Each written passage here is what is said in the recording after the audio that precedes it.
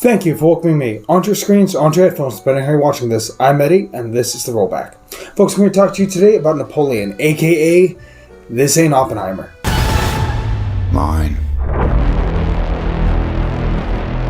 So, Napoleon is, you're going to be shocked here, a biopic about Napoleon, the famous French general turned emperor, starring Joaquin Phoenix and Miss Victoria Kirby playing Josephine. Directed by Ridley Scott. It's weird, this one. There's a quote I really like about Ridley Scott. It goes, he has two different directors, right? There's the Ridley Scott that directed Alien, The Martian, Gladiator, and then there's Ridley Scott that made Alien Covenant and Hannibal. Like, you have two different types of directors to deal with. And this definitely feels like that second one, because so this is the first significant Napoleon project in well over 20 years. I mean significant as in like a massive budget. Apple gave Ridley Scott reportedly somewhere between 180 to $200 million for this historical biopic. Now let's be very clear. And he even said in a quote, he was trying to make something epic, not necessarily historically accurate. To which I understand. I'm not against that idea at all. Messing with, historical accuracy to make a film, better, like more entertaining. It's not a bad idea, not a bad idea at all. The problem with this film is the execution. Action sequences are done pretty damn well. The acting for Joaquin Phoenix will most likely get him an Oscar nomination, most likely. Vanessa Kirby.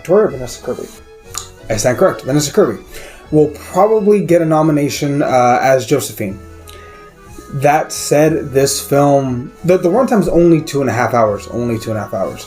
In a world where we have Oppenheimer that's damn near 3 hours long and other near 3 hour long films, this movie is odd because there are whole chunks of it that just drag on. And this movie never felt like it had a linear story. It felt like it was telling the story of Napoleon, but rather than taking us on our journey with him as a dynamic character who's complicated and very... God, not always a good person. It feels like it's just showing us historical moments in his life. There's a big difference between the two. It's the difference between showing, and I'm going to keep going back to this because this is a biopic done right.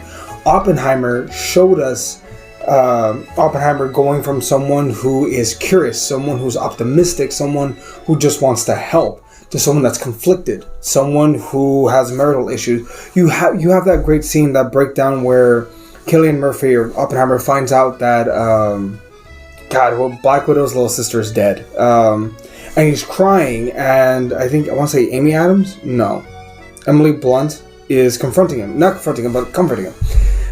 Like, there's emotional depth to that story. On that same aspect, I feel like we never get that in Napoleon. I feel like we get, oddly enough, we get some weird jokes, like where he has sex with Josephine real randomly but real quick, and it's meant to be for a laugh, and it's weird.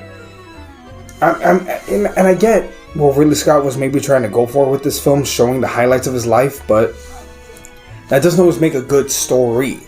Just showing the highlights. I think that's where Nolan probably beats Ridley Scott in this aspect. I would like to have seen a film that actually starts from the beginning. Cast a young Napoleon for the first 5-10 minutes of the film. Show him how he comes from a noble family, but a noble family that's looked down upon. It has an interesting story. He grew up being the poor kid among a bunch of rich kids, and that puts a chip on your shoulder.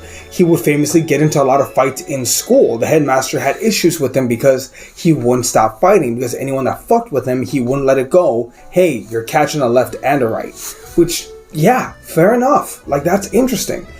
Having Napoleon show why his men are so loyal to him, because in the film, I'd argue they don't do a great job of showing why he's a brilliant tactician. I'm not going to argue that part, but they don't do a good job of showing Napoleon earning the trust and respect of his men. Famously, in one battle, he was among the ranks, commanding them where to aim the cannons right up front there with them. Now, obviously, the opening scene of this film does that, but by that point, he's already a major commander. They should have him doing that from the very beginning as a young man, and just I don't know, it didn't feel right. The men never looked at him like he's here with us, like he's one of us. It felt more like he was just there. It was weird, really weirdly executed. Like, he's just there, but he's not leading, or I don't know. This movie just feels odd, man, all the way through. It just feels like a sequence of scenes rather than an overarching story. Maybe that would have required a lot of exposition, but you know what? Fine, do it that way. Also, his relationship with Josephine. I mean, again, if you're going to kayfabe history, why not kayfabe the fact that he was, I don't want to say a bit of a bitch, but he was very love-struck by Josephine, but they present it as if he's not pathetic, but it's this toxic relationship, but I never really feel like they love each other. I don't know. This movie's just odd. It feels like it misses, and I want to be very clear. It's not the fault of Joaquin Phoenix, who does deserve the nomination. It's not the fault of Vanessa Kirby, who deserves a nomination. It's not the fault of the cinematographer, because the movie looks great. The action sequences are solid. It's just, I would say it's Ridley Scott's fault that this movie doesn't really hit all the notes. I think a 3-hour epic of Napoleon's life could be great if we had a more animated Napoleon. But again, that's Ridley Scott's directing, not Joaquin Phoenix's. Well, not Joaquin Phoenix's acting. He's a great actor. We can't fault him for that. But then again, what the hell do I know? I'm a YouTuber with less than a fucking 100 subscribers, criticizing a multi-million-dollar film directed by a world-renowned and award-winning director. So the fuck do I know? I know as a paying customer, though, I don't think I'm ever going to watch Napoleon again. We were supposed to do a review for it, but guess what? No one wanted to see it. What does that tell you?